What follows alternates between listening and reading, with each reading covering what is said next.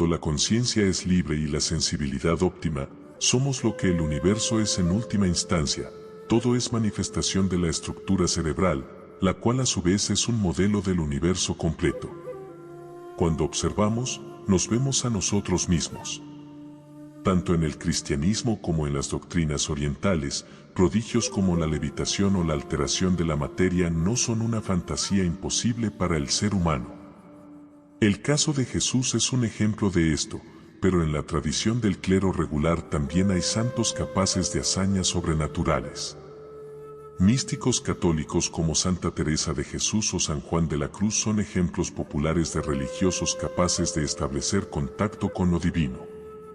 Sin embargo, ni el éxtasis de Santa Teresa ni la noche oscura de San Juan de la Cruz superan el caso de San José de Cupertino. Cupertino era un fraile napolitano del cual se cuenta no solo que experimentó diversas experiencias místicas, sino que una vez entraba en éxtasis, era capaz de volar. El éxtasis católico guarda una estrecha similitud con lo que en el budismo se conoce como nirvana, el estado en el cual la conciencia se fusiona con el todo, sin apegos ni trivialidades mundanas.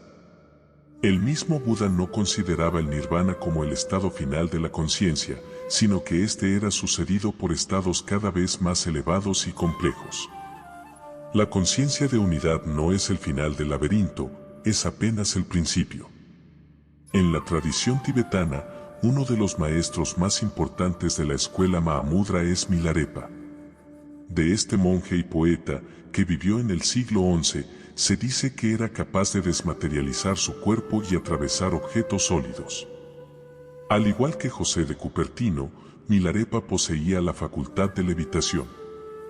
En tiempos más recientes, la meditación trascendental, que tuvo un auge importante en los años 60, consideraba que tanto el pensamiento como la materia dependían de una matriz fundamental, y mediante la práctica de la meditación, el meditador trascendental podría conectarse con esta matriz.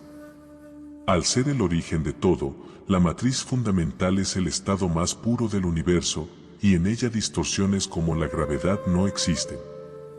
Por lo tanto, si el meditador es capaz de conectarse con ella en su estado más elevado, podría dejar de estar sujeto a la fuerza gravitacional y levitar.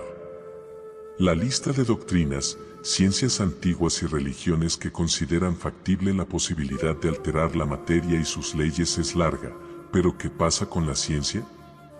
¿Hay alguna teoría seria que se haya centrado en explicar estas posibles capacidades sobrehumanas? Sí, la hay, y fue desarrollada por un científico mexicano con una extensa bibliografía de más de 50 libros. Investigador de la Universidad Nacional Autónoma de México y fundador del Instituto Nacional para el Estudio de la Conciencia, estoy hablando del Dr. Jacobo Greenberg. Las inquietudes del Dr. Greenberg oscilaban en la interacción del cerebro humano y aquello que conocemos como realidad. Estaba interesado en explicar cómo la conciencia humana era capaz de percibir y producir el fenómeno de la experiencia. Para esto, Greenberg tuvo que salir del mito científico y apoyarse en diversas filosofías orientales y místicas como la cábala judía, y realizar un extenso trabajo de campo investigando la cosmogonía de varias tradiciones a lo largo de México. Derivado de esta experiencia, el científico mexicano desarrolló su teoría sintética. Los fundamentos de esta teoría guardan una estrecha relación con el argumento de Matrix. Una vez que Neo acepta su naturaleza de elegido, comienza a alterar Matrix a su voluntad. Pero para lograr esto, primero debe verla tal como es, sin filtros ni ilusiones. Greenberg propone que la realidad, tal como la conocemos, es solo el resultado final de una distorsión generada por nuestro propio cerebro. En Matrix, los seres humanos no son capaces de conocer ni siquiera el verdadero estado en el que se encuentra su cuerpo orgánico. Su conciencia es engañada por una simulación producto de un programa desarrollado por la superinteligencia de las máquinas. Y para poder conocer la verdad, primero debemos desconectarnos de este programa ilusorio. La Matrix ilusoria sería equivalente a lo que el Dr. Greenberg llamó campo neuronal y lo que podríamos identificar como el mundo real en Matrix, Greenberg lo denominó látice. De hecho, el concepto de lattice fue recuperado por Greenberg de la mecánica cuántica, la cual considera al espacio dependiente de un enrejado informacional de múltiples dimensiones, sin zonas de discontinuidad, y convergente en cada uno de sus puntos. Según la teoría sintética, el cerebro humano divide el lattice conforme a su capacidad de mimetizarlo, y esta capacidad se ve limitada por nuestro nivel de conciencia. Siguiendo la hipótesis del científico, toda materia sería dependiente de esta lattice informacional, incluyendo al cuerpo humano y su cerebro. Greenberg creía que el cerebro humano era la creación más elevada de la lattice y sus estructuras eran iguales, es decir, el cerebro humano estaba hecho a imagen y semejanza de la lattice. Las teorías del Dr. Jacobo Greenberg estaban fundamentadas tanto en tradiciones místicas como en neurociencia y física. La lattice es el nivel de coherencia informacional que se puede observar en determinado punto de lattice en su estado más puro. La lattice es libre de toda materia, toda ley y toda alteración. Muy similar a lo que la meditación trascendental considera la matriz fundamental y la alteración de esta lattice deriva en una disminución de su inter ya, dando lugar a la aparición de la materia y fenómenos como la fuerza de gravedad. En el estado más básico de la lattice, la gravedad es inexistente, al igual que el tiempo.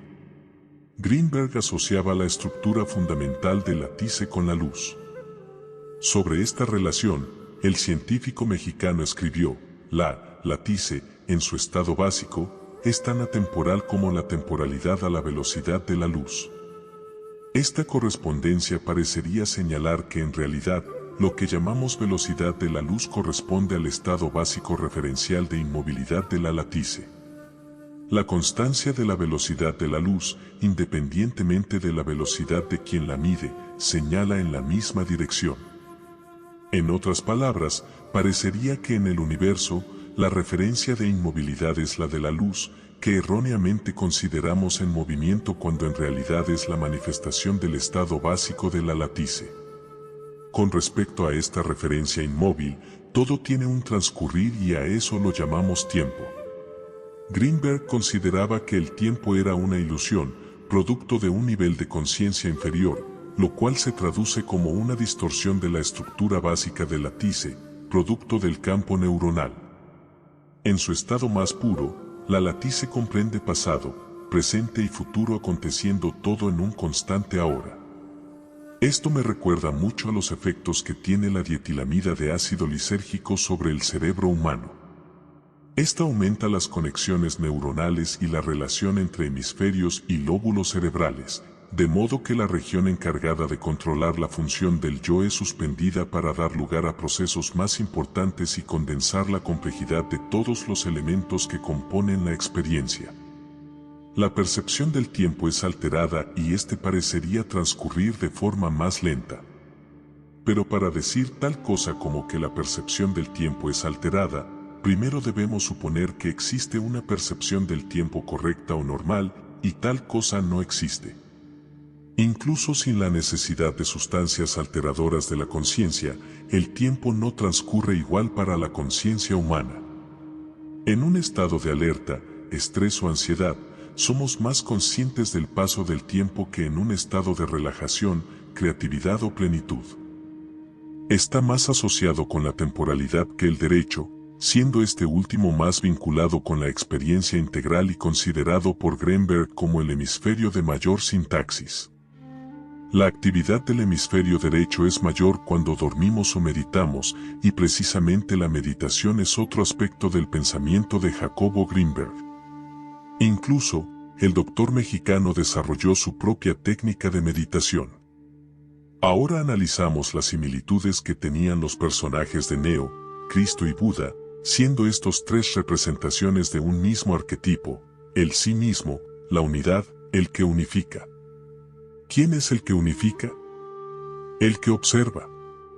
El vipassana es una de las técnicas más populares de meditación budista.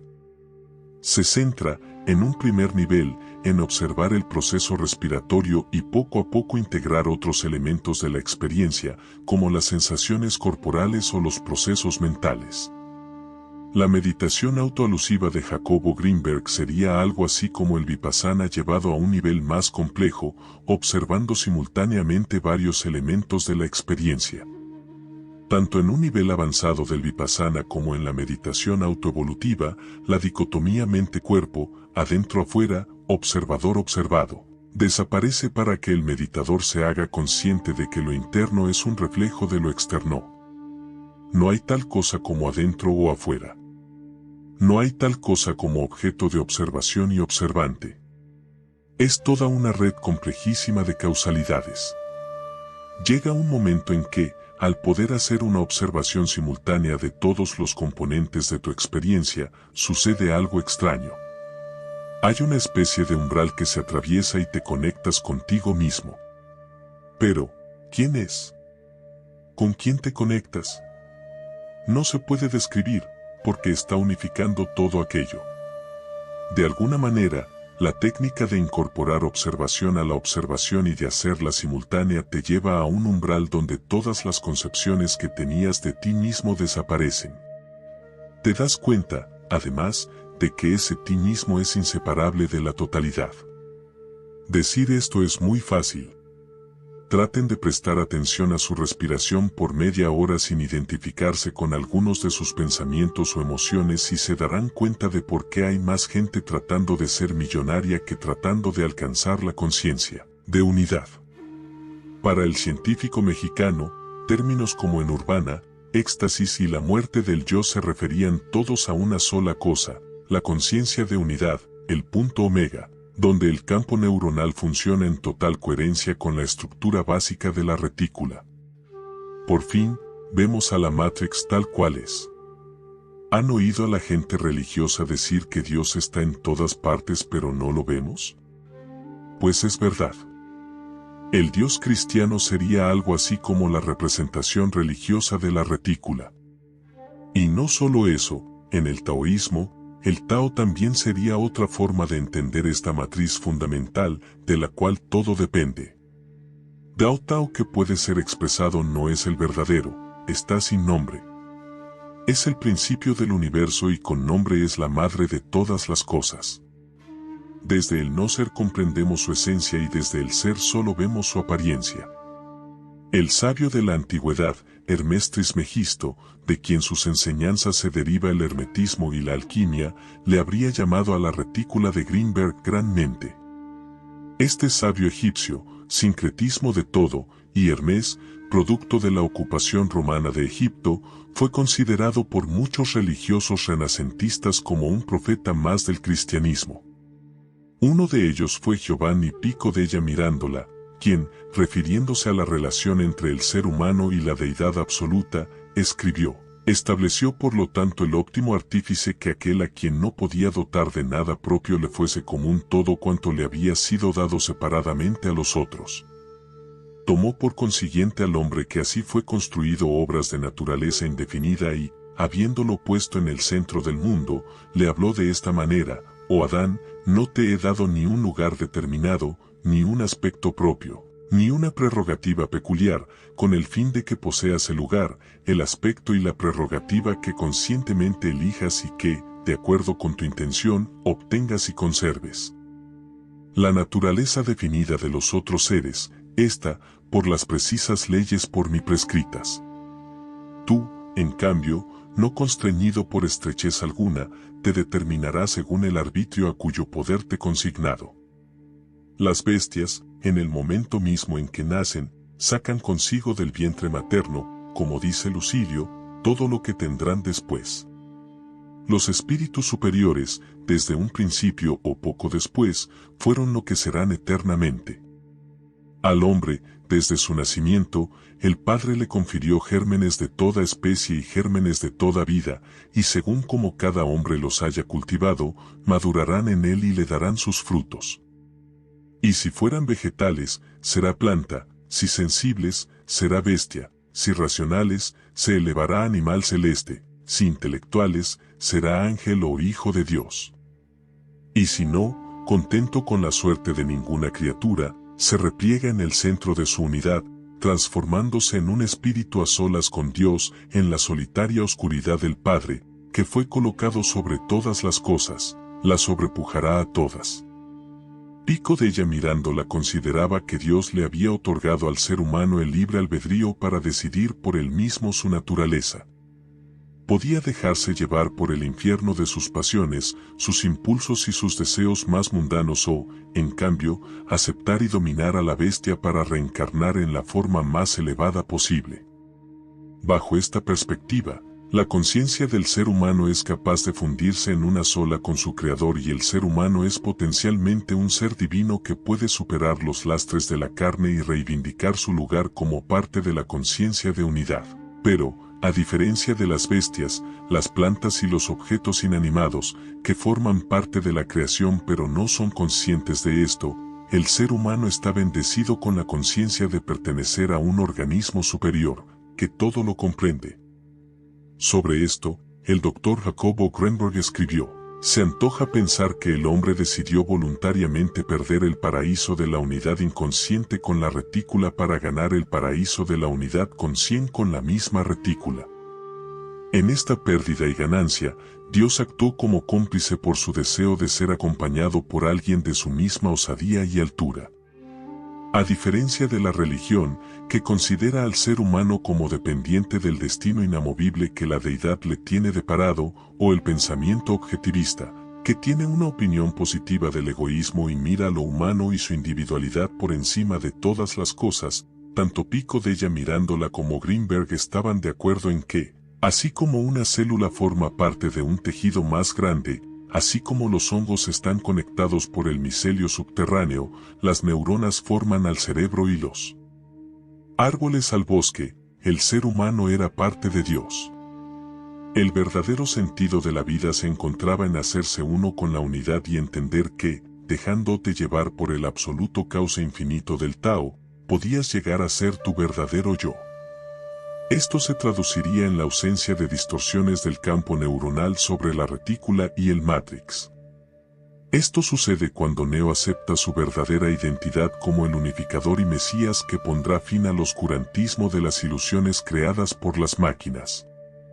Pero, ¿acaso la conciencia de unidad es el último peldaño al que la conciencia puede llegar? Duda no consideraba el nirvana como el último nivel y Greenberg tenía una opinión muy similar a esta. La conciencia de unidad no es el final del laberinto, es apenas el principio. Antes de Greenberg, solo el mito o el pensamiento mágico eran capaces de explicar las hazañas de San José de Cupertino y del poeta Milarepa. Pero el neurólogo mexicano encontraría a alguien que le ayudaría a desarrollar su teoría sintética desde la trinchera científica.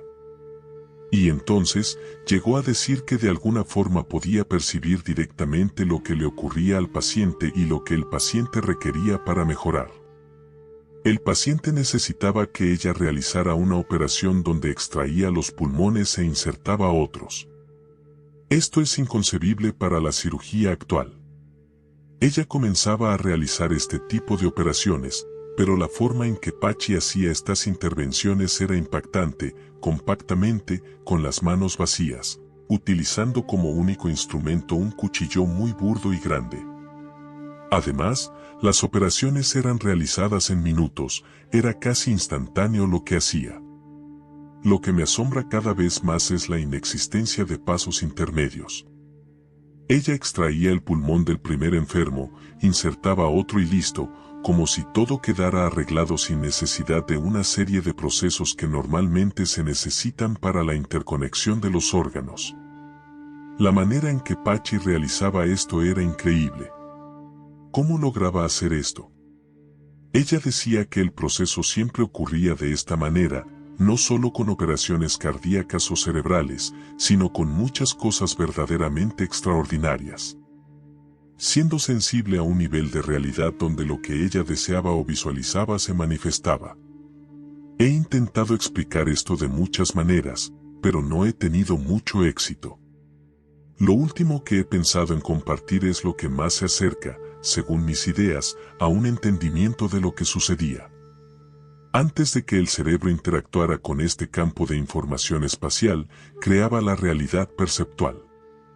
Pensé que esta realidad creada es el producto final de un proceso cerebral, una vez creada tiene una existencia real. Después de esto, lo que vemos, los colores, las formas, existen en un nivel diferente, son al mismo tiempo el resultado final de un procesamiento, pero con existencia real como conciencia, no como materia, sino como conciencia. Según esta idea, la chica estaba conectada directamente a esta conciencia en la creación, la norma y las leyes de esta conciencia, a la que llamamos mundo y objetos. La idea es pura conciencia, de alguna manera ya la manejaba, y en este nivel no hay pasos intermedios, ya que todo es conciencia. Esto es un nivel en el que simplemente se opera en ese nivel, con lo que de ese nivel. La experiencia de Greene trabajando al lado de Pachi está documentada en el volumen 3 de su estudio sobre los chamanes en México y en sus obras Pachita y Cuauhtémoc. Las manifestaciones del ser, los portentos naturales que Pachi era capaz de hacer, materializar órganos y operar enfermos sin necesidad de un quirófano sofisticado, no solo fueron registrados por Jacobo Alejandro Jodorowsky y el psicólogo estadounidense Stanley Kramer. Ofrecieron testimonios muy similares a los de Greene sobre las habilidades de Pachi en su última edición de la teoría sintética, donde explora los portentos de Pachi, considerando que era capaz de generar un campo neuronal de total coherencia con la realidad. Para Pachi, la relación tiempo y espacio era percibida de forma distinta a la de un ser humano con una conciencia común. Nuestra capacidad temporal de distorsionar la realidad es efímera. Cada 50 milisegundos creamos una imagen visual que no permanece estática, sino que desaparece para dar lugar a una siguiente imagen que se fusiona con la primera. Lo mismo sucede con los sonidos, que se funden unos con otros en un proceso continuo de creación y desaparición. ¿Qué pasaría si pudiéramos expandir la duración de una percepción visual? Se antoja pensar que en ese caso lograríamos materializar los objetos creados por nuestro cerebro. En otras palabras, fijaríamos las distorsiones dadas por la interacción con nuestro campo neuronal. La posibilidad de que esto se pueda realizar no me cabe la menor duda. De hecho, algunos chamanes mexicanos, como Pachita, eran capaces de materializar objetos e incluso órganos biológicos. En la permanencia de la percepción sensorial y del pensamiento se encontraba la clave para explicar las capacidades sobrenaturales de Pachita y su relación con la física. El concepto de la luz y el tiempo ya estaba vislumbrado por el científico mexicano. De hecho, la paradoja Einstein-Podolsky-Rosen, que fue comprobada en 1982 por el físico Alan Aspect, ayudó a Jacobo Greenberg a desarrollar su teoría del potencial transferido. Greenberg creía que, así como dos partículas que interactuaron en el pasado quedan entrelazadas, un cambio estructural en una afecta también a la otra, no importando la distancia en que se encuentren. Los cerebros humanos quedan entrelazados cuando su campo neuronal interactúa en circunstancias de alta intensidad. Cuando dos personas meditan juntas, por ejemplo, y al entrelazarse de esta forma, el potencial transferido entre cerebros humanos, es decir, la telepatía, no es una fantasía, sino una realidad.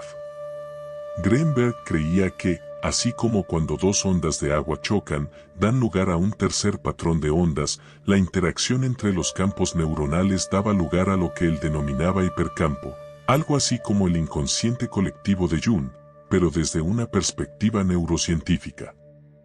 En 1994, Greenberg realizó un experimento donde su teoría del potencial transferido quedó comprobada. Conectándose telepáticamente con un colega de la India, viajó a aquel país el 8 de diciembre de 1994 para dejar listos los preparativos previos al experimento y regresar a México a realizar la conexión. Sin embargo, el Dr. Jacobo Greenberg nunca tomaría tal vuelo y desaparecería de la faz de la Tierra junto con los avances de su teoría del potencial transferido. Otras tesis sobre la desaparición de Jacobo Greenberg no diré más al respecto, pues las hipótesis sobre su paradero son lo que más abunda en Internet. El lado misterioso que encierra la vida, obra y desaparición del doctor mexicano acaparan todos los medios donde se habla de él. Pero sus lúcidas teorías e hipótesis sobre la conciencia humana quedan relegadas en segundo plano. Hace poco se estrenó el documental del cineasta y director de Cuellar llamado El secreto del Dr. Greenberg, donde se logró un contacto con el encargado de investigar la desaparición del doctor. El comandante Comandi Padilla tenía pruebas suficientes para demostrar que Greenberg ya había sido secuestrado por elementos encubiertos de la CIA y se encontraba recluido en la ciudad de Boulder, en Boston. Años después, se desclasificaron documentos secretos de la CIA sobre experimentos que realizaban y el nombre del Dr. Jacobo Greenberg aparece dentro de dichos informes clasificados. El paradero y desenlace del lúcido doctor mexicano sigue siendo un misterio sin resolver. Aunque en su momento las teorías de Greenberg no eran consideradas serias por la academia, conceptos que Jacobo incorporó al estudio de la neurociencia y otros tantos que rescató de la mística y culturas antiguas han sido poco a poco aceptados por el canon científico. Alguien tan adelantado a su tiempo, solo el tiempo le dará la razón. Consideró que el aporte más grande que Jacobo hizo al mundo fue haber superado los límites de la ciencia para explicar eso que ningún mito, escuela o lenguaje son capaces de contener. Y sus colegas lo mirarán por debajo del hombro. Primero, no entiendo por qué alguien se toma el atributo de juzgar el entendimiento de los otros, eso es muy extraño.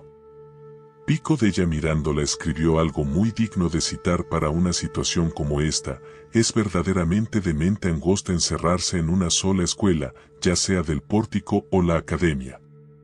Giovanni Pico Della Mirandola fue envenenado por la Iglesia Católica, pues su concepción de Dios no era del agrado del clero. No nos sorprenda que el hombre, siendo su propio verdugo y velando por sus intereses, condene a todo aquel que quiera ofrecer al mundo el fruto del conocimiento. Si consideras que las teorías del Dr. Jacobo Greenberg son simples o carecen de fundamento alguno, está bien.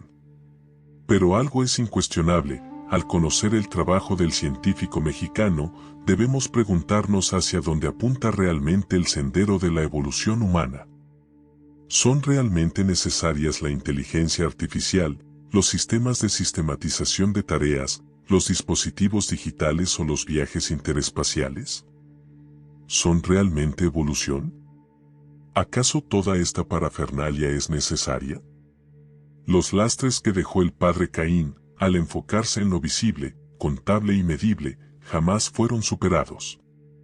Tal vez llevamos años mirando hacia el lado equivocado y hemos renunciado al potencial infinito de nuestra inteligencia por unas cuantas monedas de oro. Tal vez todo este tiempo hemos buscado la respuesta en el lugar equivocado. Como diría nuestro amigo del video pasado, quien mira afuera sueña, quien mira adentro despierta. Si te gustó este video, no olvides darle me gusta y comentar tu opinión.